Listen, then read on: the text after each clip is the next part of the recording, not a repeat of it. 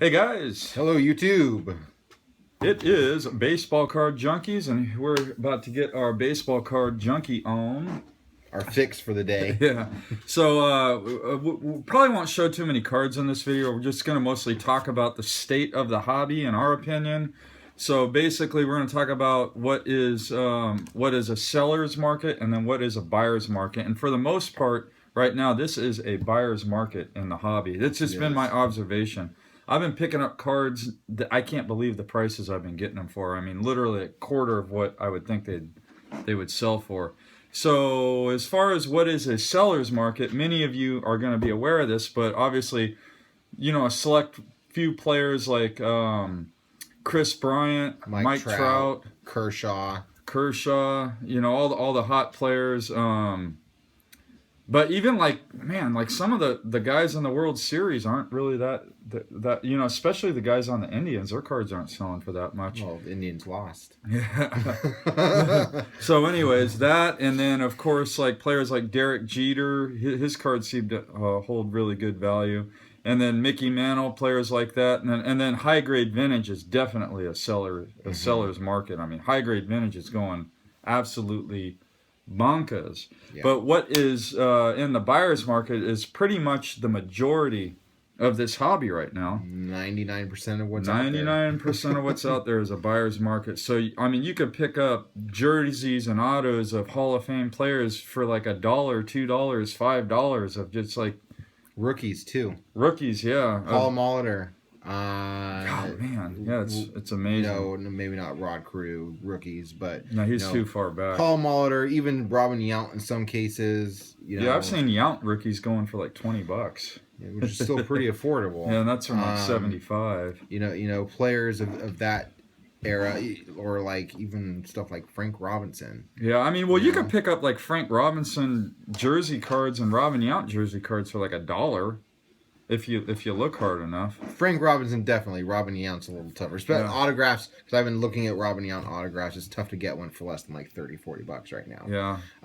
But that's again one of the exceptions. That's still a buyer's market for $30 or $40 for a 3,000 hit club Hall of Fame auto. To me. Yeah, I guess. Yeah, I mean that's definitely a buyer's market. It's more than I want to pay for a non-PC player. But well, yeah, I mean, if it's a PC player, that's like a drop in the bucket. Yeah, true. So again, you got your Mike Trout, your Chris Bryant, Clayton Kershaw, guys of that caliber that are now. Was Bryce Harper. I personally think as soon as he cracks off 15 home runs next year in the first month and a half of MLB season, his cards are going to pick back up again. And then you have the Mickey Mantles, Hank Aaron's, Willie Mays, and other players of that caliber, Nolan Ryan, specifically vintage Nolan Ryan, your high grade vintage. High grade vintage is through the roof. Yeah. So if you're a seller, you're happy you got high grade vintage. Yeah. So those are the things that are going to be in the seller's market. And then you got your buyer's market, which is everything else. So you got your well, anything that's like a numbered cards, it seems like numbered cards like 50 and more aren't really that much money these days. Not. I mean, I was at my LCS the other day. They had a Jose Altuve numbered to 50, and they offered me, to sell it to me for $5. I didn't even buy it because I figured that was probably too much money. Too much money. But you go back 15 years ago, and a player that's a MVP caliber player. I don't think he's going to win the MVP this year, but an MVP caliber player card numbered to 50, 10 or 15 years ago would be like a $30, $40 card at So, and obviously it's saturation because there's so many high-end products that are offering cards numbered to 50 or less, and these are like base parallels that we're talking about. It seems like the jersey cards typically sell for less than what a base parallel will sell for. Now, if it has a patch in it, that's a different story. But if it's just like a jersey swatch or a bat swatch, and it's like a triple threads, let's say you got like a Paul Goldschmidt triple threads bat relic, numbered to 9, that card might sell for like $10 on eBay. But if it was a refractor numbered to 10, it probably would sell for like 20 or 30 I have bucks. A Paul Goldschmidt 5-star autograph that's numbered to 50, I believe. I paid $7 for. That's And I mean, then So, I mean that's a good deal, but it's not unheard of. yeah. It's a Well, but buyer's that's what I'm market. saying is there's so many of them out there that you can find good deals everywhere. You don't have to think. Don't ever think that card that one guy has listed at $99.99 on eBay is going to be the only time that card's going to come up, or that there's not something else out there that's the equivalent value, because there's going to be something. Yeah. So as collectors, people like Eric and I, people that collect, enjoy this time because cards are affordable. They're not going to cost a lot of money. You can get some sweet cards for not that much money compared to how much the same type of card would have cost 10, 15, 20 years ago. So, I mean, I'm enjoying it. I'm enjoying the hobby because there's so much value as a singles collector. Now, if you're a box breaker, you're getting your ass handed to you, because if you buy $100 box, you're probably lucky if you get 30 to 50 bucks out of it. You bought a box of Topps Chrome that I mean, what do you pay? 200? I can't even get trade value out of that. Yeah. So, like, if you're breaking boxes or cases to flip those cards, I mean, you're basically experiencing San Quentin federal prison rape.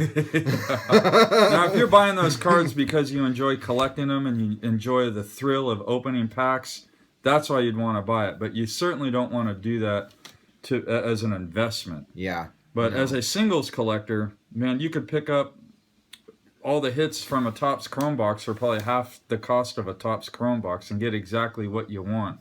Yeah. And that's what I am. I'm a singles buyer. I don't break wax anymore. I just don't get what I want out of it. It's fun to open it every now and then. Like, every now and then you get that urge that you just, I have to bust some packs. See, I don't even have that urge to now. do it. But then afterwards, you're in. like, I feel dirty. I need to take a shower. Why? Because it's a buyer's market. Yeah. That's the reason why. And it's funny because you mentioned 10 years ago that that MVP caliber candidate would have been a $30 to $40 card numbered 50 or less, right? Well, 10 years ago, Topps Chrome was the high-end Topps product. Oh no! They had like close to it. They might have had Sterling. tech, right? Sterling was around 10 years ago. So they had three different. They had Sterling, but the top Triple Threads came out 10 years ago too. That was 06. It was up there. Yeah. Now Finest. Topps Chrome is almost their entry level, right? That is entry level. Well, their base Topps. Yeah. And then you have their Topps Chrome for Finest offerings. Well, Topps right? Chrome is like where you're guaranteed like 2 hits a box, 2 autographs a box, yeah. Entry or level. 4 or 5 for a jumbo box. Yeah, but basically, I guess the bottom line is if you are a player collector, a singles collector, have fun. There's a lot of value out there. If you're a box breaker, good luck. You're not going to make your money back. At least not now. No. You may have to hold on to those. But if you're looking to make money in this hobby, I think the only way anybody's going to be making money is going out and buying collections of vintage and then spending the money to get those cards graded. Yeah, and if you get a nice grade, you'll get a good ROI. Anything 5 or higher for vintage is gonna sell well. Because 5s, even 4s, have pretty good eye appeal. Yeah, well, 5s are like that's damn near like people look at that as a mint card if it's like before 1960. Yeah, like anything in the 50s, it's a 5. Anything that's a 7 before 1960 would be like gem mint now, close. Or pristine Beckett 10 pristine. I mean that's just a hell of a grade. I feel like there was like an 8.5, right? An 8 of a Mickey Mantle something or other that I saw. Yeah. Recently. For what year? Like it was his rookie card. Oh, what, a 52 Topps or a 51? It was Bowman? the Topps. Yeah. Well, 50. I think a 8 PSA 8 mantle sold for. I can't remember, like $500,000 or something like that. Yeah, a lot of money. But yeah, so if you're looking to make money, I mean, again, high grade vintage or vintage in general being where you're going to make money in the hobby today. Yeah. The box breakers are going about it in the wrong direction. Well, it's not the box breakers. People are always going to break wax because I think that's a sickness, like gambling, and that's where the manufacturers They're always going to have that element of people wanting to gamble, looking for that Babe Ruth cut auto or bat knob card or whatever where you're going to get like a $10,000 card out of a $300 box. That's where box breaking I think comes in. But for the most part, yeah, you're not going to get a ROI on that. I'd sell it. I'd sell that Babe Ruth card. Yeah, so would I. I mean, like, I don't need that. Well, I keep it for I need a year. $10,000 a lot more than I need a Babe Ruth. I keep the Ruth card for a while just so I could stare at it. I take pictures of it like this. Yeah. And I take sleeping with it. I keep it for a while, and then I'd say, okay, I'm ready for the money. Yeah, exactly. But, yep.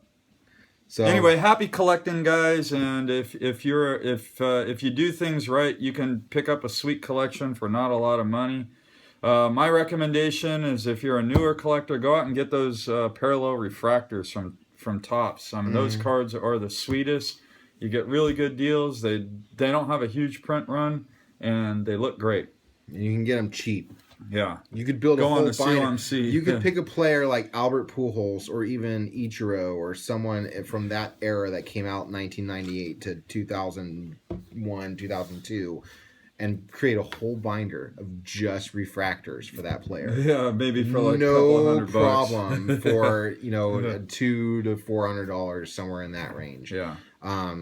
But enjoy the market. Get out there, buy some autographs on eBay for $5 of players that should be selling for $50. Yeah. All right, guys. Anyway, that's collecting. enough of babbling from us. Peace Comment out. down below. Let us know what you think.